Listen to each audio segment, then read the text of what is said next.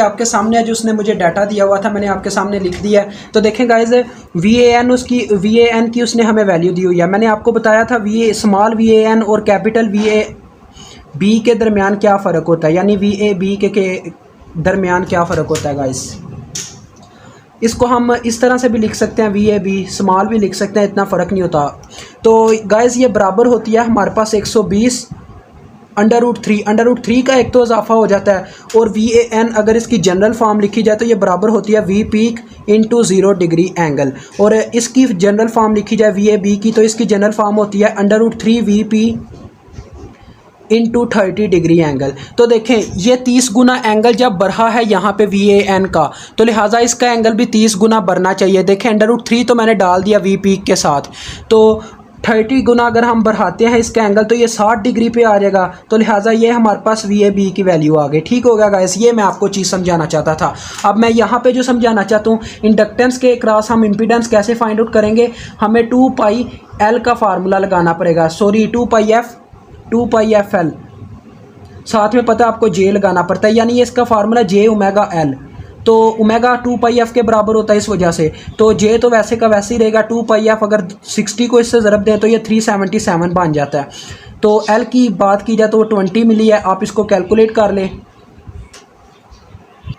तो लिहाजा गाइज मेरे पास इसकी इम्पीडेंस आई है 7.54 J। तो मैं Z इक्विवेलेंस निकाल लेता हूँ जो मेरे पास बराबर होगी 10 प्लस, यानी 10 रजिस्टर इसके साथ सीरीज़ में था 7.54 J ओहम। ठीक हो गया, ये मेरे पास Z इक्विवेलेंस आ गई। अब मैंने IAA की वैल्यू फाइंड आउट करनी है।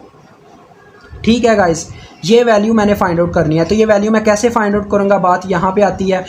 तो गाइज ये वैल्यू फाइंड आउट करने के लिए मेरे पास सिंपल सा तरीका होगा, मैं VAN को डिवाइड करवाऊँगा।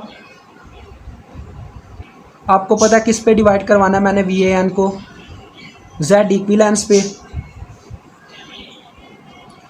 तो लिहाजा मैं इसको हल करता हूँ। IAA is equal to VAN की वैल्यू है 120 इंटू फेज़र एंगल 30 डिग्री, और बटे में आ गई 10 प्लस 7 पॉइंट। ये लाइन करंट है, लाइन करंट, अभी वो दूसरी करंट्स की डेल्टा करंट्स की बात नहीं हो रही।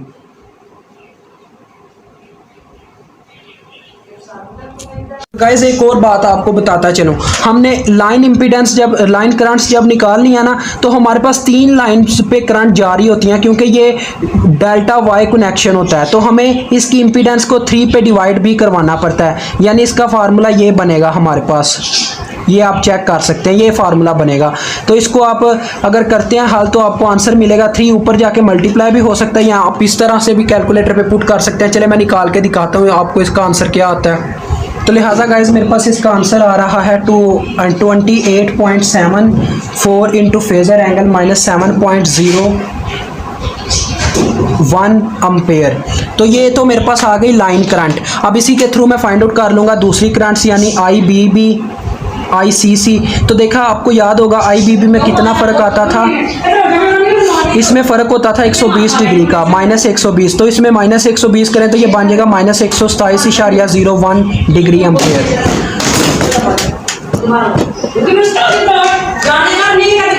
तो लिहाजा गाइस इसी तरह से जब हम तीसरी लाइन करंट फाइंड आउट करेंगे ICC, तो इसमें क्या होगा, इसमें हम 120 डिग्री ऐड अप करेंगे, क्योंकि आपको पता है इसका एंगल का कितना फ़र्क होता है। तो इसमें 120 डिग्री ऐड करें, तो हम देखते हैं 120 में से हम माइनस करेंगे 7.01 को, तो ये हमारे पास आ रहा है 112.99 डिग्री, यानी 113 के लगभग करीब। ठीक है, अब हम करंट्स फाइंड आउट करेंगे डेल्टा की।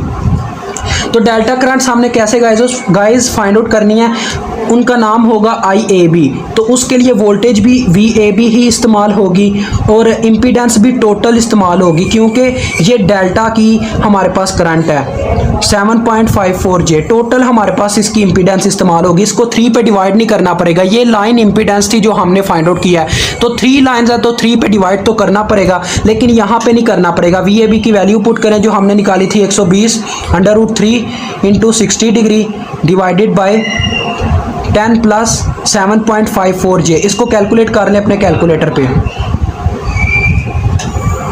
तो लिहाजा गाइज मेरे पास इसकी वैल्यू आई है 16.6 कह लें इंटू 22.98 डिग्री अम्पेयर।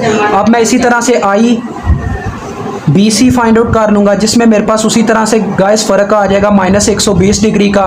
तो इसमें से -120 कर दें, 120 माइनस 22.98, तो गैस ये आ रहा है मेरे पास -97.02 डिग्री एम्पेयर। अब इसी तरह से मैं ICA फाइंड आउट कर लूँगा 16.6, इसमें अब मैं 120 डिग्री ऐड करूँगा तो ये बन जाएगी 142.98 डिग्री एम्पेयर। तो इस तरह से गैस ये क्वेश्चन भी हो चुका है हमारा कंप्लीट। इंशाल्लाह मिलेंगे नेक्स्ट क्वेश्चन में।